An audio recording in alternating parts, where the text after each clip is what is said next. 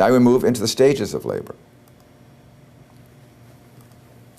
There are 3 stages of labor. The first stage of labor is divided into the latent phase and the active phase.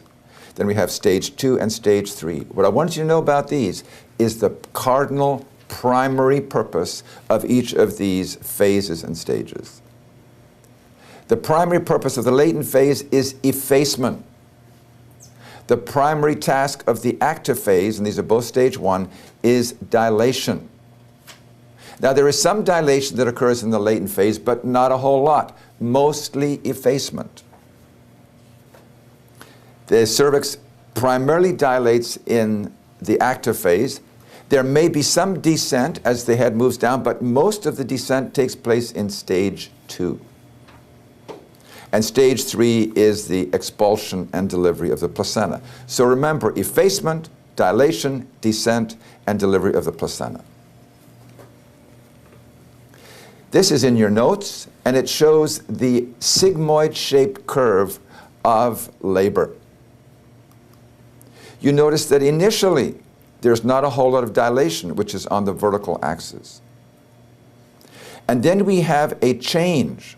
We have the acceleration of the slope, and now we have the active phase. So the latent phase is characterized by really minimal dilation. What's mainly happening here is effacement. Most of the dilation occurs in the active phase.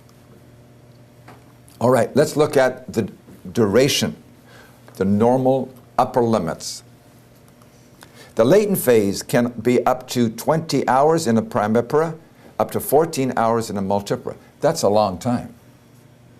If you start labor uneffaced, it's going to take a long time. Dilation. Dilation, we would expect in a primipara should take place at 1.2 centimeters per hour or more. In a multipara, 1.5 centimeters an hour or more. Now the transition from effacement to the dilation phase, from the latent to the active phase, is somewhere around 3 to 4 centimeters. So if we say that complete dilation is 10 centimeters, and the transition from latent into active phase is at 4 centimeters, the active phase will be 6 centimeters of dilation from 4 to 10. Divide 6 by 1.2, and a primipara should be in the active phase about 5 hours. Divide 6 by 1.5, and the multipara, it should be 4 hours. So much shorter. How long should it take to push the baby out? Less than 2 hours in a primipara, less than 1 hour in a multipara. If she's got an epidural and she doesn't have the sense of pelvic pressure and the urge to push, let's add an extra hour. So certainly we could say less than 3 hours.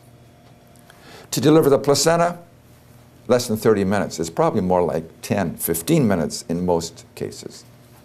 So when we've got then the upper limits of normal, we can then describe what is abnormal. Now, I would pray, ladies, should you choose to become pregnant, and of course, not all women choose to become pregnant. Here's Britney Spears, who says, "My pregnancy just happened." And isn't that the way most pregnancies occur? I pray that you will come in completely effaced, and you will be 4 centimeters dilated. You will have bypassed the latent phase. You will enter directly into the active phase, and away you go. The worst possible outcome would be where your cervix is uneffaced, you rupture membranes, no contractions. They start the Pitocin. How long will it take to go through the effacement, latent phase? Up to 20 hours. Let's say your membranes rupture at 5 o'clock in the evening. When will you have completed the latent phase? About noon the next day.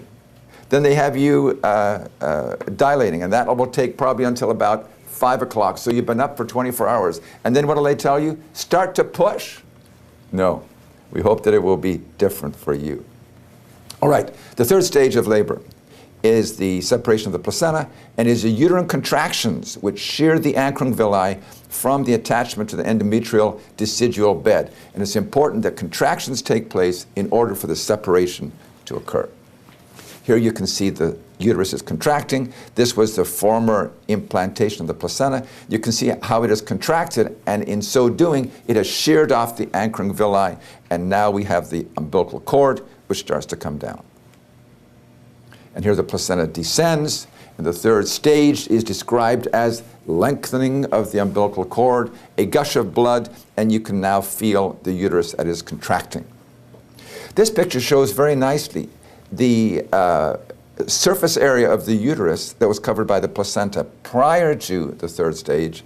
And here you can see, after the third stage, the uterus is contracted significantly, and that forces the placenta to separate. Okay, that's the end of stages of labor.